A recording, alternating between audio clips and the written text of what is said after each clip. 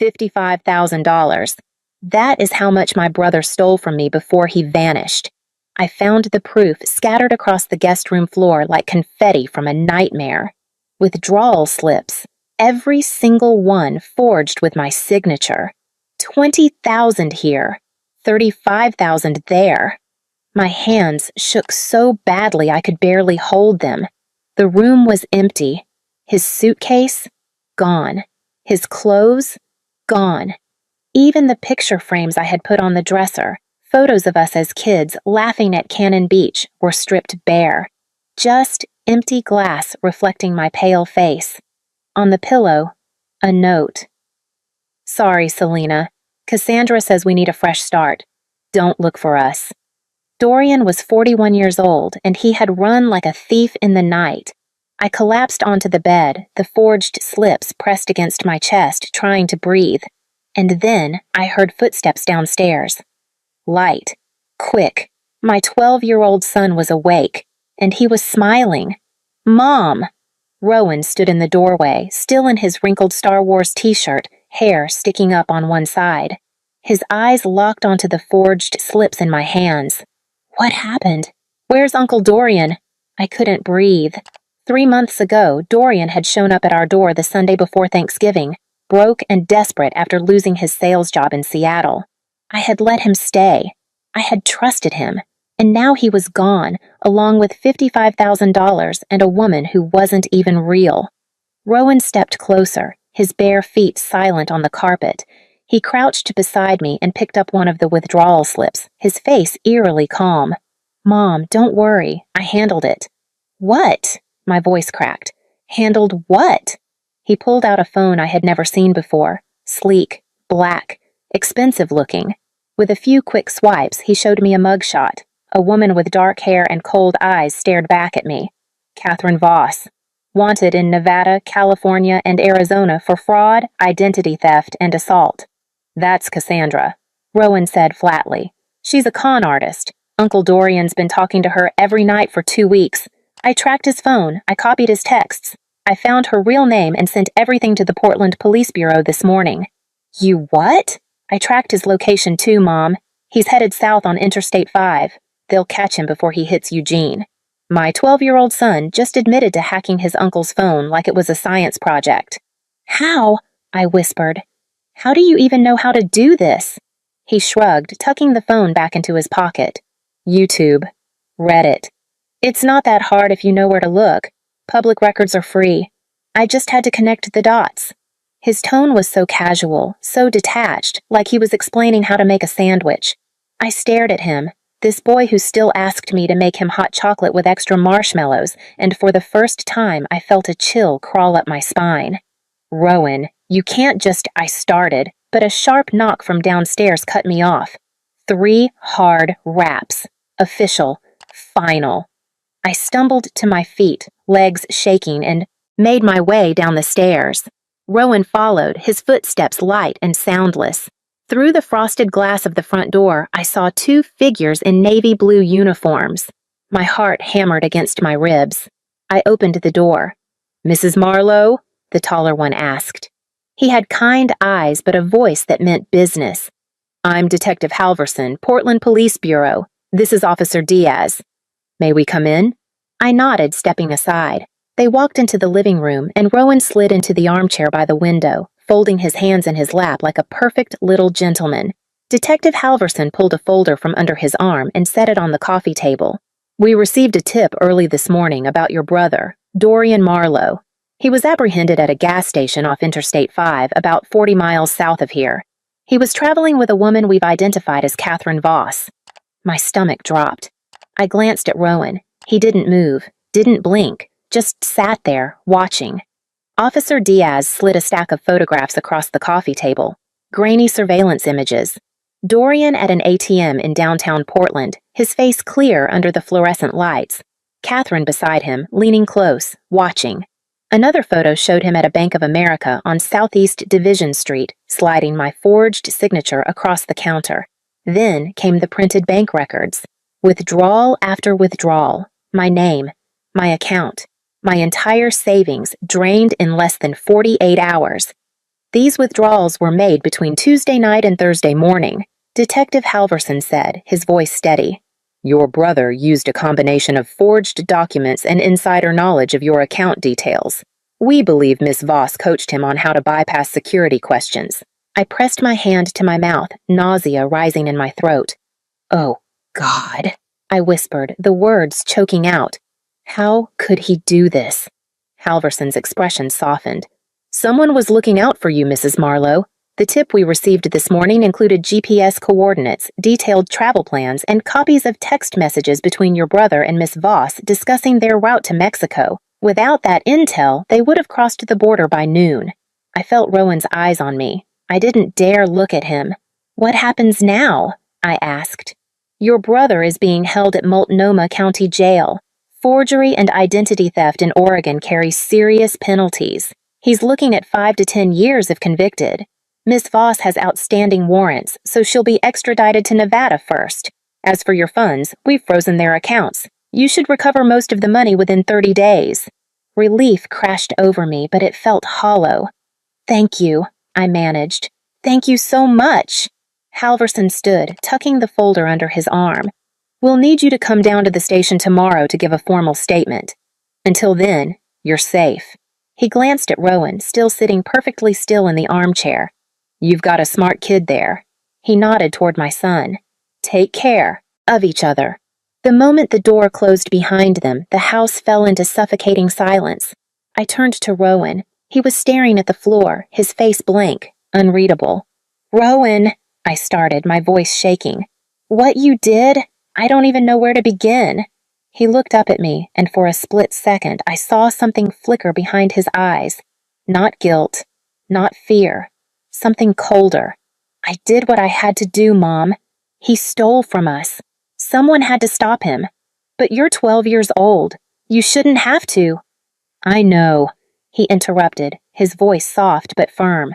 But I could. So I did.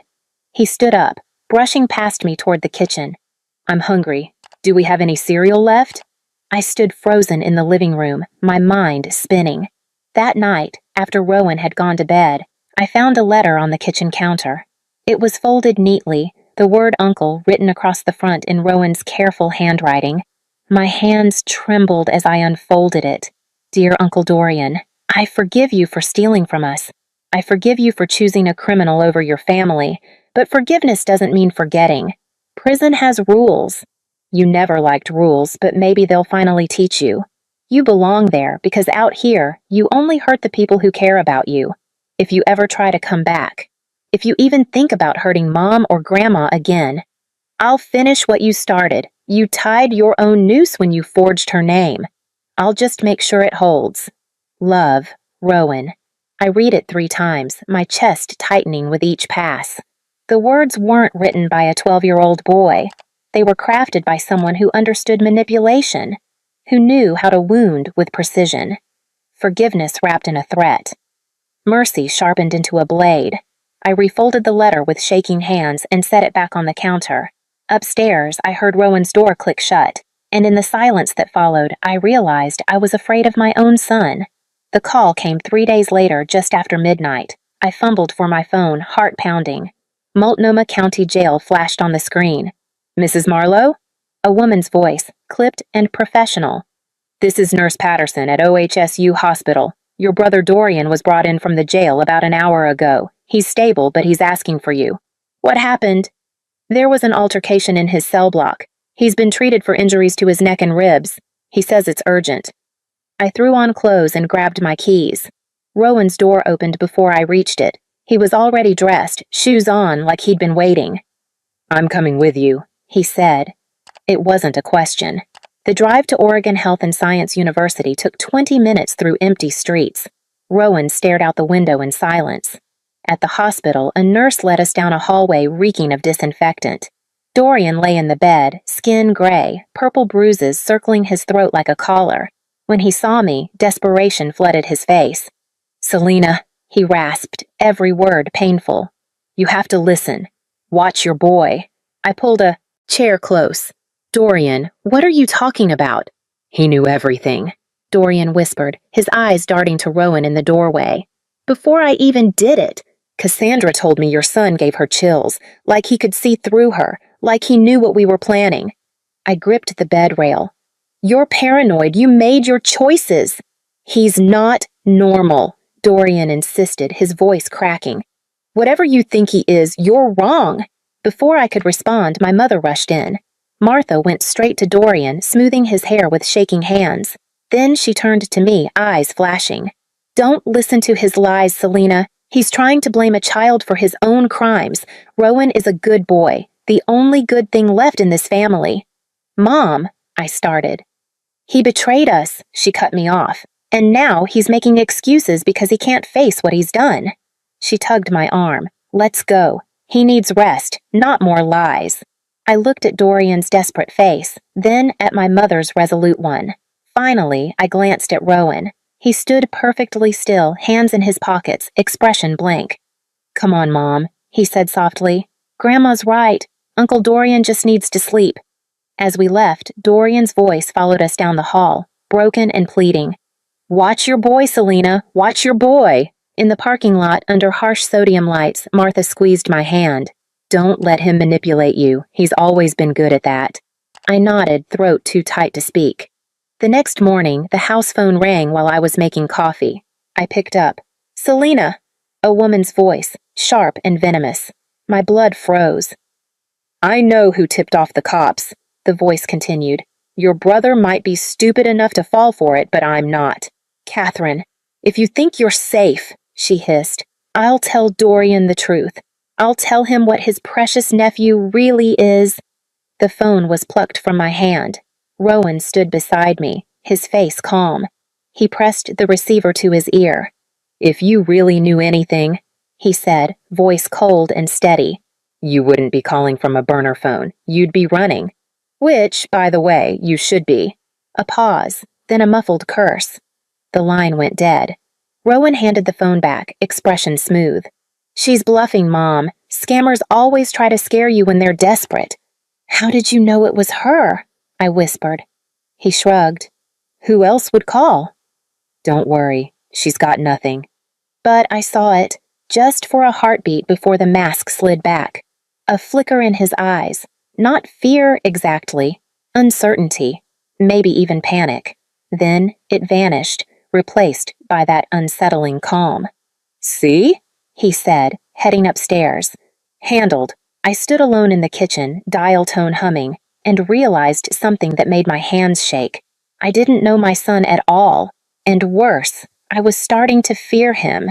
That evening, I found Rowan at the kitchen table, a notebook open in front of him. His pen moved steadily across the page, brows knit in concentration. He didn't notice me in the doorway. Homework? I asked. He shook his head without looking. Up. Just drawing. Strategy stuff. I stepped closer. The page showed a chessboard drawn in perfect squares, but something was off.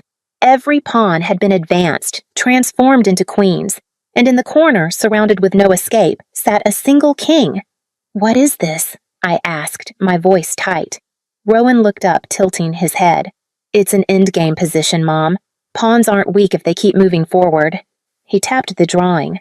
The king never saw it coming. I sank into the chair across from him. Rowan, you're 12 years old. You're not supposed to carry everyone's weight. You need to talk to someone. A counselor. There have to be limits. His expression didn't change. If that's what you want, sure. I'll go. I'll say all the right things. That's not what I mean, I said quickly. I want you to be honest, to feel like a kid again. He set down his pen, studying me with eyes too old for his face. I can do that, Mom, as long as no one threatens us again. The casual tone made my chest tighten. It wasn't a promise, it was a condition. I stood, legs unsteady, and walked to the counter where his letter to Dorian sat hidden under mail. My hands shook as I picked it up. This letter. Were you planning to send it? Rowan's face remained calm. Only if he needed a reminder. Does he? I asked. Need a reminder? He smiled slightly. I don't think so. Not anymore. Prison will teach him everything he needs to know. I stared at my son, this boy who still asked for extra blankets at night. He had planned every step, the surveillance, the police tip. This letter, crafted not from anger but strategy. "Rowan," I whispered, "what happened to you? What made you like this?" He blinked, and for 1 second the mask slipped. I saw something underneath. Not malice, not cruelty. Loneliness. A vast, aching loneliness buried so deep I'd never noticed. Then it was gone. "Nothing happened to me, Mom. I just learned to keep us safe. That's what family does, right?" My throat burned. "Yes," I managed. "That's what family does." I walked upstairs to the fireproof safe where we kept birth certificates and insurance papers. Documents we couldn't lose. I placed Rowan's letter inside, beneath the stack, and turned the key. The lock clicked. Final. I was choosing silence. Choosing to protect my son, even though I didn't understand what I was protecting him from, or what I was protecting everyone else from. When I came back down, Rowan was at the sink washing his dishes, humming softly. He glanced back and smiled, all brightness and innocence. I forced a smile in return. The notebook still lay open on the table. I looked at the chessboard, at the pawns transformed into queens, at the king with nowhere to run. The next morning my phone buzzed, a text from the hospital. Dorian had been transferred to the medical unit at the county jail, recovering but stable. No visitors allowed except his attorney. I set the phone down, hands trembling. From upstairs came the sound of Rowan's alarm, then his footsteps, crossing the floor. Light, quick, normal. I heard the shower turn on, heard him singing off key, some pop song from the radio, the sounds of any 12-year-old boy getting ready for school. But I knew better now. I walked to the kitchen window and stared out at our quiet Portland street. Neighbors walking dogs, kids waiting for the school bus. Everything looked normal, safe. And I wondered, as the morning light spilled across the countertops, what game my son was still playing, whether I was a player or just another piece on his board, and most terrifying of all, whether I even wanted to know the answer. 3 weeks passed. The money was returned to my account, minus legal fees. Dorian's trial date was set for late spring. Catherine Voss was extradited to Nevada to face her outstanding warrants. Life, on the surface, returned to normal. Rowan went to school, did his homework, played video games with his friends online. He helped me fold laundry on Sunday nights and asked what was for dinner like any other kid. My mother came over for breakfast every Saturday, beaming at her grandson, talking about how proud she was of him, how he'd saved our family, how God works through the innocent. I smiled and nodded and poured more coffee. One Saturday morning, I woke to the smell of pancakes drifting through the house. I padded into the kitchen to find Rowan at the stove, flipping golden circles onto a plate. His hair was messy, his feet bare, and he was humming off key. "Good morning, Mom," he said, sliding a plate toward me. "Coffee's ready, too." My mother sat at the table, already halfway through her stack, syrup pooling at the edges. "This boy," she said, shaking her head with a smile. "What would we do without him?" Rowan grinned, that wide, innocent smile I'd known his whole life, and passed her the butter. I sat down across from him, fork in hand, pancakes steaming in front of me. He met my eyes, just for a moment, and in that brief glance I saw it. The calculation, the awareness, the quiet certainty of someone who knew exactly what he was doing. Then he looked away, laughing at something my mother said, and the moment passed. I cut into my pancakes, the taste turning to ash in my mouth. Outside, the morning sun climbed higher over Portland. Birds sang in the trees. The neighborhood woke slowly, peacefully, and I sat at my kitchen table, surrounded by the people I loved most, knowing I had made a choice.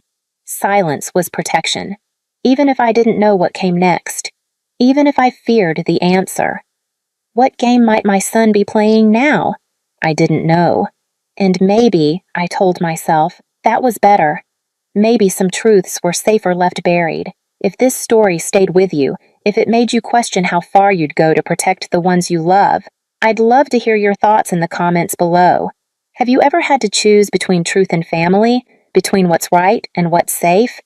Share your story. And if you want more gripping tales that'll keep you up at Night, don't forget to subscribe, because sometimes the most terrifying monsters aren't the ones we fight, they're the ones we raise.